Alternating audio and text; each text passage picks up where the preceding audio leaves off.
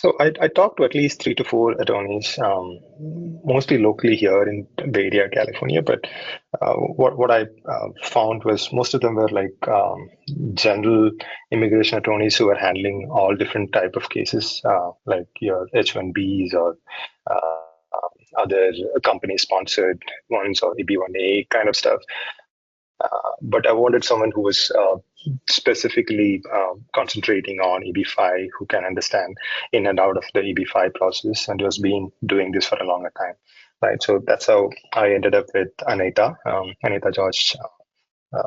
I think I got introduced from one of your testimonials or your website contents, and I reached out to Anita, and we had a conversation about her experience in the field, and we talked about my requirements, and it was an instant connect. And then I signed up pretty immediately after that with her.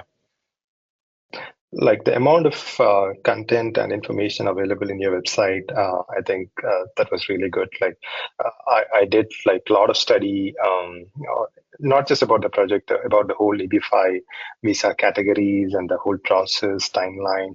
I think your website provided a lot of information, which really helped like educate myself on it.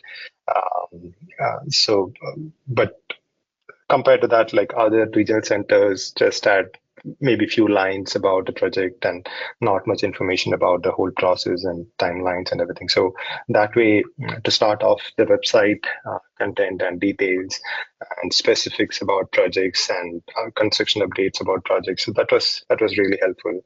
I never saw those kind of monthly updates or quarterly project status reports directly available to everyone on the website, right? So that was a clear difference between EB5AN and other groups.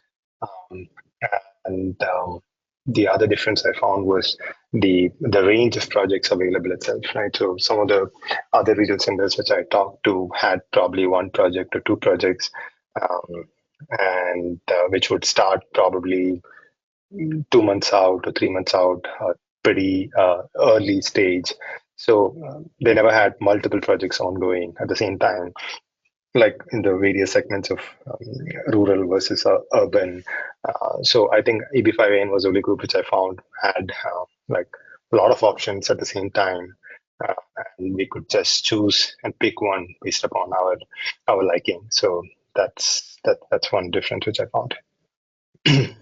So, as I mentioned, I my top criteria was to see to get into a path which had like a like the largest amount of visa set aside, right? So I from the get-go I wanted to go with rural, nothing else. So I was sure about that. I wanted a rural project, and then it was about the viability of the project, and then getting the money back versus.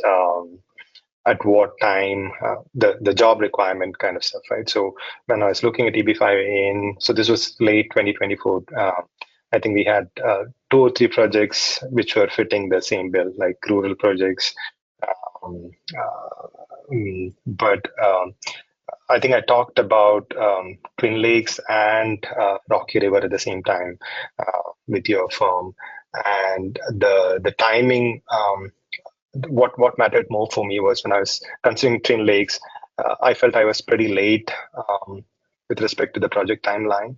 And if I had invested there, maybe it'll take a couple of years to really start using my funds. And EB5N was pretty open about it. I was talking to Jordan from your team, and he had mentioned it's already oversubscribed, and it was nice of him to explain how the smooth transfer of the fund works and when would your position come in the front for the job requirements. So it was clear to me that will take at least 1 to 2 years before I can claim any of the jobs created for the project. So that way, Rocky River looked really attractive to me because it was pretty early stage, Yep. and Yeah, so when I signed on, I might have been the very first 10 or even the very first five investors for the Rocky River. So the stage of the project was really interesting. It came with its own risks too, because when when I started or when I transferred the money, the land deal itself was not closed. So we waited till the land closure in November 2024, and that's when after that only I submitted. Our application 526 application. So yeah, these two were the requirements. I wanted something rural, and I wanted something where I was sure that my funds will be utilized immediately and I can claim the jobs. And I don't want to wait for another 2 years, and at the end of the 2 years my funds will be moved. I understand the AP and EAD and all those things can come early, but I wanted the most surety as possible. I didn't want to get into like another wait time of 2 years and 3 years and things changing at the end of it. Uh-huh.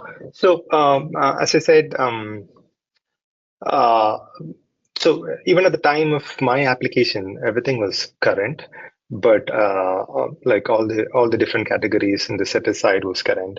But I was looking at the numbers published by various groups on this EB5 data. Especially this FOIA request and all those things, and everything kind of mentioned this urban numbers were twice, like the pending requests, the pending applications for the urbans were like twice compared to the rural one, even though rural had 20% set aside. And everyone was expecting urban to get into kind of a backlog situation pretty soon. Within a year or so, they were expecting urban to get into a backlog situation, especially for India and China. So uh, that was one of the decisions. That was one thing which kind of pushed me to say, okay, only rural and nothing else, because that had like 20% set aside. Yeah, I think that kind of alone, driven the decision to rural projects. And it's a limited window, I felt, given that the demand is picking up and potential chance of backlog, especially for people from India and China. So that's why I wanted to jump in as soon as possible. Right. So that's why that's one reason why I decided to go with the EB5 route. And given all that, uh, the advice for future investors would be you still need to understand all the timelines involved, right? So you might get your AP AD in a few months, but it's not a few months thing alone to get to the completion point, right? So there are multiple steps involved: AP AD, then your 526 approval, your temporary green card, and to your final green card and conditional green card. So it's a multi-year wait even for this, but that's the best option we have. That's how I see it. It's not. Things could be better. Things could move faster, but that's the best option given the condition of EB2 and EB3 right now. And if you're not able to move to EB1, I think this may be the only option right now available. That's how I see it.